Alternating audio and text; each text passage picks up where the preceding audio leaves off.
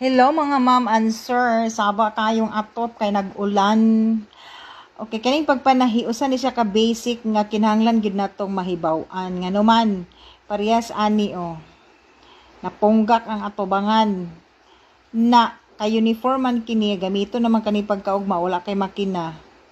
Basta kung naa kalay dagom, tanod, naimo na din kini siyang matahi kay dili nimo masulob kung maghulat ka pa sa sastre nga maoy mo biot di ani. So kinahanglan gyud nga makabalo ta ani basic kini siya sa ato labi pa sa mga babae kay pareha sa gid ani aron tahi dayon magamit kay kung dili na punggak imong sulobon. Di ba? Mana tahi na bira dayon. Okay. So gisira dayon niya iya ding gilak para dili kato siya mapuwas kay basin pagsulob nimo matastas unya kato og utro. So inanion ra di ay. So kinahanglan tang makabalo ani tan-awan ni.